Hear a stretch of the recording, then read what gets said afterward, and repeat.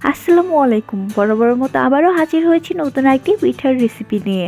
আজকে আমি আপনাদের ভাপা পিঠা তৈরি করে দেখাবো, তবে সেটা যেমন তেমন ভাপা পিঠা নয়। কাঁঠালের পাতা দিয়ে কোন তৈরি করে আজকে আমি সেই কোণে ভাপা পিঠা তৈরি করে আপনাদের দেখিয়ে দিব। আমার আজকের রেসিপিটা যদি আপনাদের কাছে একটু হলেও ভালো লেগে থাকে তাহলে প্লিজ আমার চ্যানেলটিকে সাবস্ক্রাইব করে পাশে থাকা বেল আইকনটি প্রেস করে দিবেন। চলুন তাহলে দেরি না করে রেসিপিটা দেখে নেওয়া যাক। ভাপা পিঠা তৈরি করার জন্য আমি ব্যবহার করব 500 গ্রাম চালের গুঁড়ো। আর এই চালের গুঁড়োটা কিন্তু ভেজা, আমি মাত্রই এটাকে ভাঙিয়ে নিয়ে এসেছি। এরপর অ্যাড করে দিব 1 চা চামচ লবণ। লবণ অ্যাড করা হয়ে গেলে আমি হাতের সাহায্যে খুব ভালো করে মিশিয়ে নিব।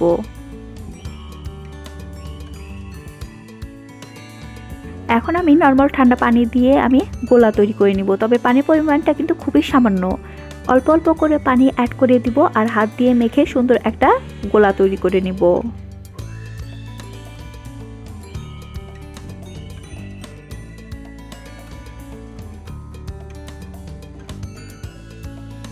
পিঠার গোলাটা এমনভাবে তৈরি করতে হবে যেন চালের গুঁড়োটা হাতের মুঠোয় নিলে দলা পেকে যায় এবং একটু চাপ দেওয়ার সাথে সাথে গুঁড়ো গুঁড়ো হয়ে ভেঙে যায়।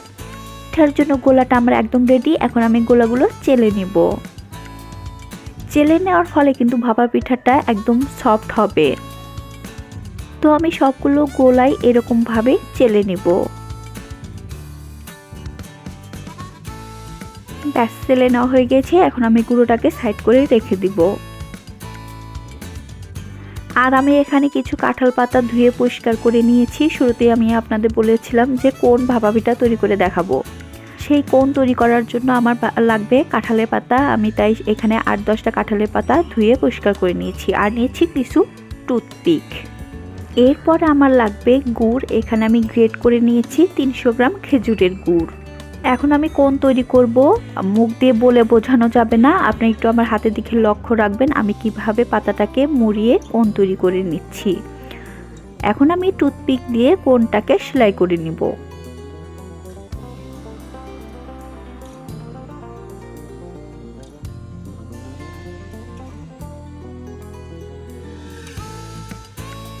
ঠিক একইভাবে আমি সবগুলো পাতা দিয়ে এভাবে কোণ তৈরি করে নেব।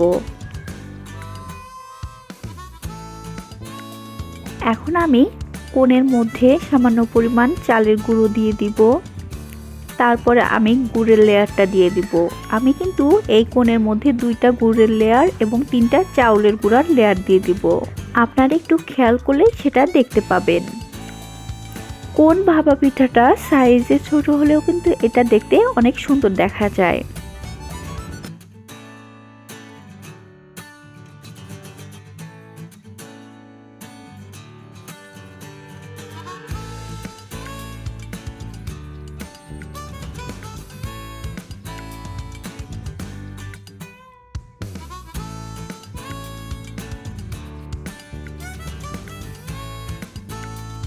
ব্যাস, রেডি হয়ে গেল আমার একটা কোণ। ঠিক একইভাবে আমি বাদ বাকি কোণগুলো বানিয়ে নিব।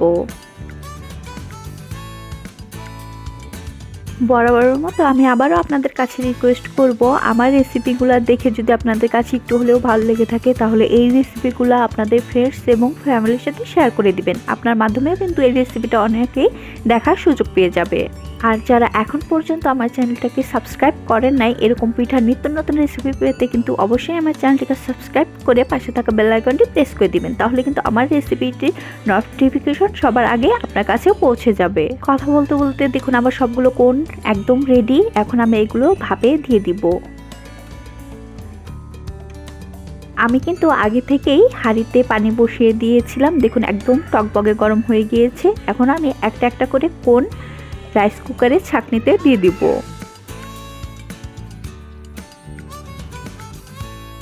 এই কোণ ভাপা পিঠাটা কিন্তু তৈরি হতে লাগবে 10 থেকে 15 মিনিট। তো ভিউয়ার্স দেখুন আমার সবগুলো কোণ দেওয়া হয়ে গিয়েছে। এখন আমি ঢাকনা দিয়ে ঢেকে 10 থেকে 15 মিনিট অপেক্ষা করব। ফিরে আসবো 10 মিনিট পর।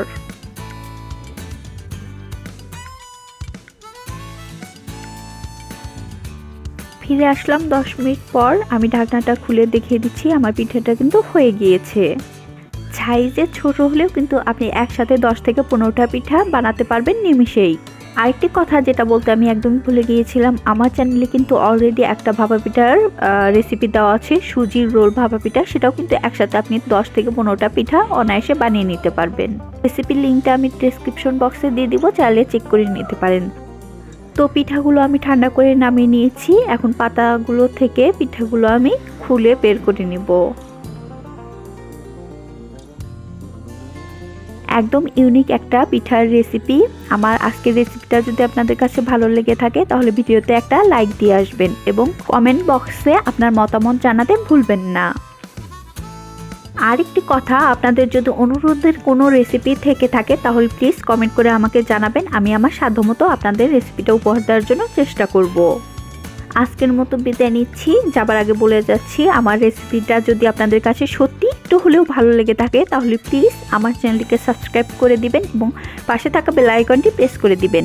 বেল আইকনটি প্রেস করার ফলে কিন্তু আমার আরও যে নতুন রেসিপি আসবে সেই রেসিপির নোটিফিকেশন কিন্তু আপনি সবার আগেই পেয়ে যাবেন। ভালো থাকবেন, সুস্থ থাকবেন। আল্লাহ হাফেজ।